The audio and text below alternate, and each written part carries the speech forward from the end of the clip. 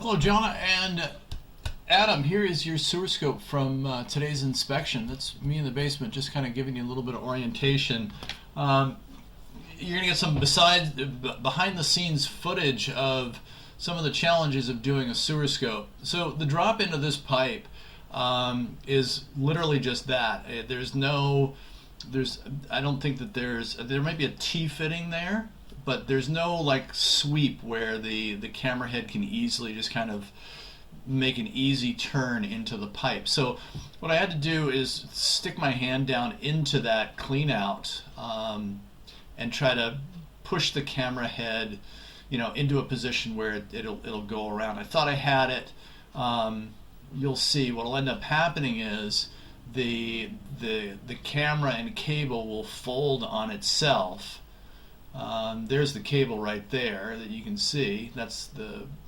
And there's the head of, or the back end of, that's my hand pulling it out. The back end of the camera lens. There's a spring on there, about a 12 or 14 inch spring that goes on there. So I'll eventually get it moving in the right direction. A not so fun day is when your camera head folds back on itself and it gets stuck in a pipe and it gets wedged in there. I've had that happen a couple of times, and it's typically not a fun day. Fortunately, we dodged a bullet on that one, and we're okay. So this is cast iron right here. We'll get moving down the line here in just a second. Bear with me.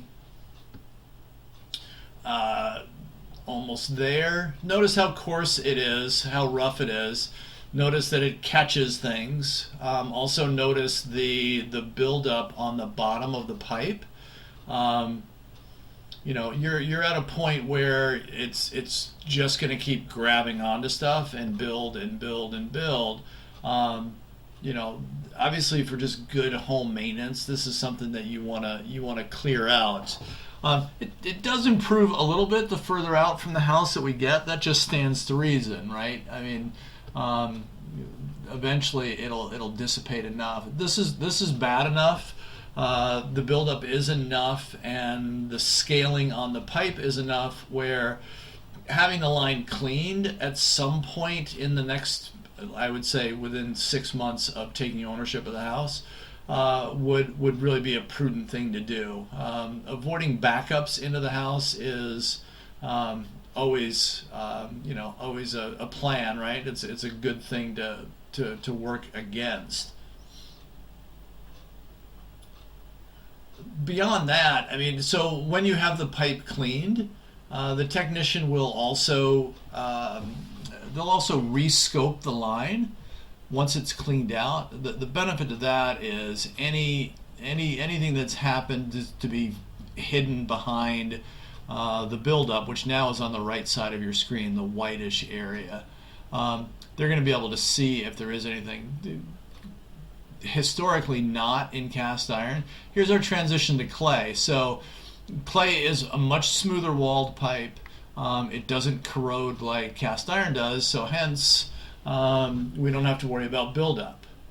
What we do have to worry about periodically in clay pipe is root growth, right? So since the connections between the sections of pipe aren't mechanically fastened together, they're just pressure fitted, the roots can kind of wiggle their way in there. The clay looks pretty good. There are a couple of spots where you can see a little bit of root growth, but it's minor at this point. We talked about this earlier. The clean out cap that I eventually got off hadn't been opened in a long while. The reason why we're paused here is because I was turning some water on. It'll take a long while for that to get down the pipe. But yeah, what I was saying is that the cap took a long time to get off. It was a bit of a struggle, but ultimately successful, obviously, because I'm in the pipe. But what you can assume from that is that this pipe hasn't been cleaned in a really, really long time. So look, a little bit of root growth right there at this connection point. That's minor, So if the pipe hasn't been cleaned in, just to pick a random number, 30 years, and you only have that little bit of minimal root growth, you're probably in a good position. You probably don't have to worry about roots.